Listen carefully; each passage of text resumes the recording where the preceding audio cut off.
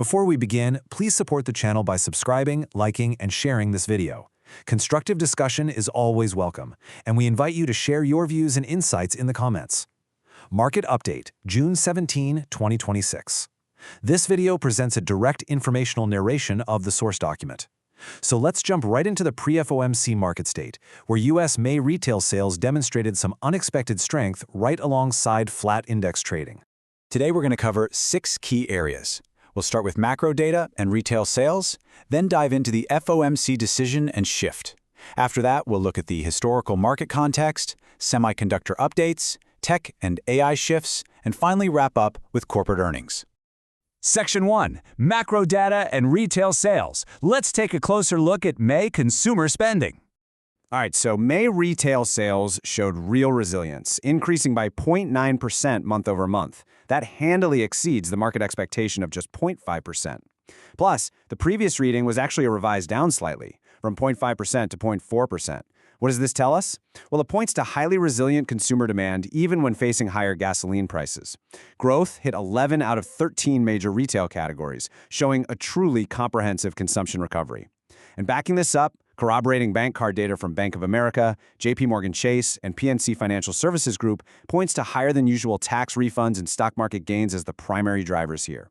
All of this ultimately boosted investor confidence in the overall U.S. economic outlook. Moving right along to Section 2, the FOMC decision and shift, let's analyze the policy implications. At 2 p.m., the FOMC released their resolution statement. And you know what? It was notably shorter.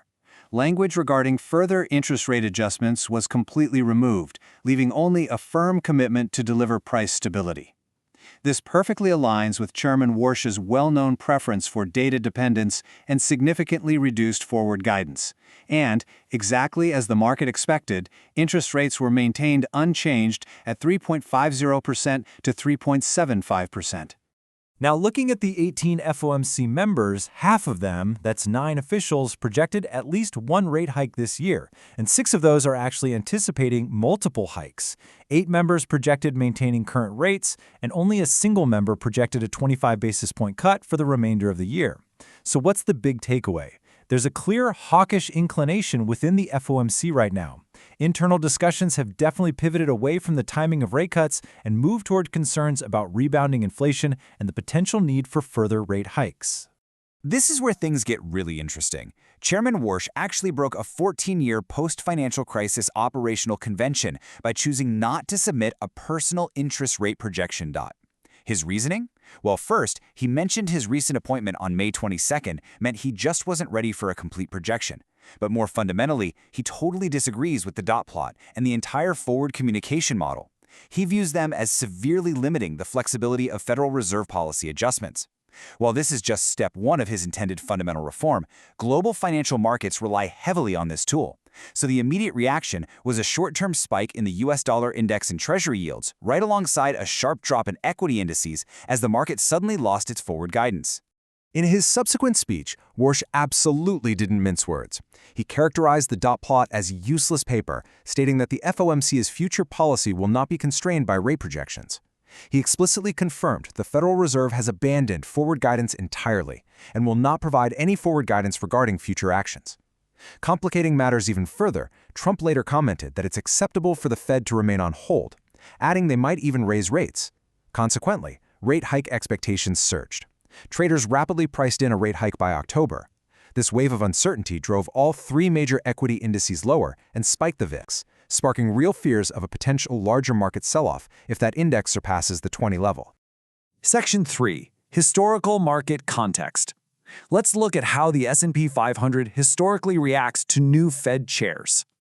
Technically speaking, the S&P 500 index fell below all its short-term moving averages, essentially closing Monday's U.S.-Iran agreement gap up. Interestingly, this initial decline actually aligns perfectly with historical precedent. If you look back, the initial FOMC meetings chaired by Bernanke, Yellen, and Powell all coincided with market declines on the exact day of the meeting, as markets priced in the uncertainty under new leadership. Adding to the pressure, tomorrow is Triple Witching Day. We're talking about the expiration of nearly $1 trillion in nominal value of index options, single stock options, and futures. If the index continues to decline and tests the 50-day moving average, it breaches a Goldman Sachs short-term trigger point, and that could initiate a much deeper market adjustment. Since 1970, historical data analyzing the last 7 Federal Reserve chairs indicates that markets typically provide a bit of a honeymoon period. In the first month following a new chair's appointment, the S&P 500 rose in 6 out of 7 instances. That is an average return of a positive 2.3% and an 86% probability of upside. The strongest performance, by the way, was under Janet Yellen. So, what was the sole exception? A 3.4% decline in August 1987 during Alan Greenspan's first month.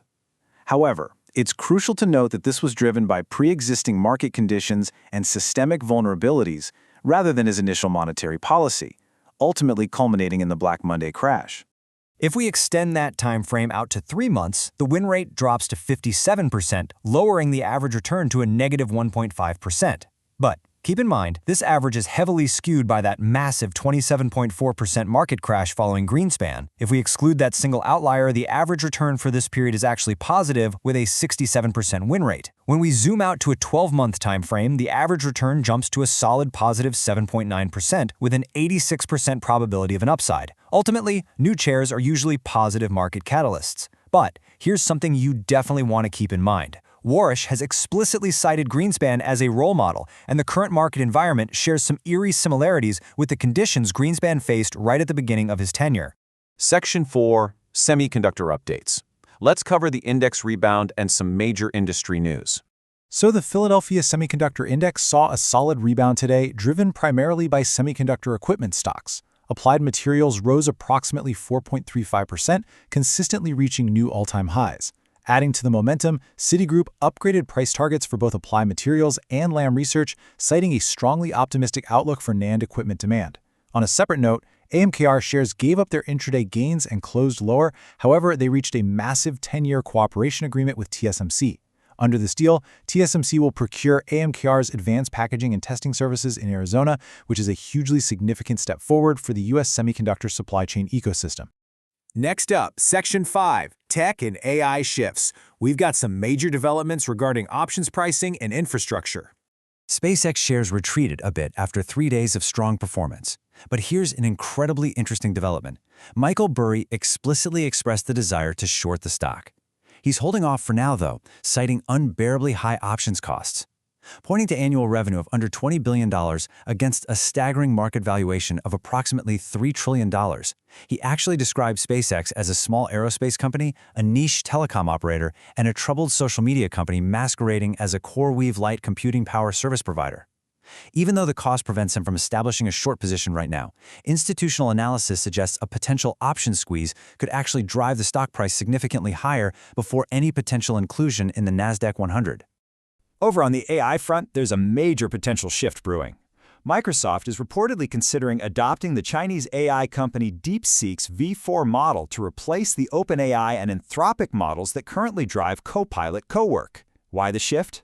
Testing indicates Copilot Cowork simply cannot operate on an unlimited basis anymore due to the potentially extreme costs associated with high user utilization. Consequently, Microsoft is looking at shifting the product from a fixed rate to a token consumption billing model. Highlighting just how fast this landscape is changing, Vercel data shows DeepSeek's U.S. enterprise market share skyrocketed, jumping from just 1% in April to a massive 17% in May. Intel shares also caught a bit today, rising 3.46% as the company announced its upgraded 18AP process node has officially entered risk production. This node is specifically optimized for data center CPUs and AI computing.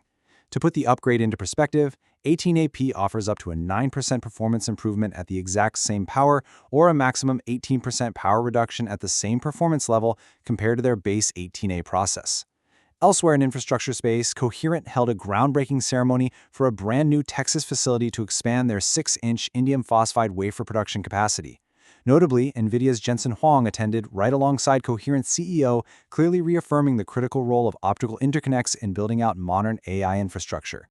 Finally, Section 6, Corporate Earnings. Let's unpack the latest Q1 financials from CarMax. The used car retailer CarMax actually beat expectations, with first-quarter sales rising 6.2% year-over-year to $8.01 billion. However, there's a catch. This volume was heavily driven by a price reduction strategy, and that strategy dragged down their profit margins. Gross profit for the retail used car business decreased by 9.5%, and net profit fell to $186 million, down from $210.4 million in the same period last year. With the company projecting ongoing margin pressure and deciding to suspend its stock repurchase program to allocate cash for corporate transformation initiatives, the stock took a hit, plunging right back down to its 250-day moving average. So that brings us to the big picture. In a market now entirely stripped of Federal Reserve forward guidance, the near-term trajectory is heavily dependent on political commentary and the immediate technical pressures of things like options expiration. This leaves investors in a position where they must carefully navigate these upcoming structural shifts without those traditional policy signals we are so used to. So the question remains, in the absence of that Fed guidance, how will you navigate the upcoming volatility driven by political commentary and options expiration? Thanks for tuning into this explainer.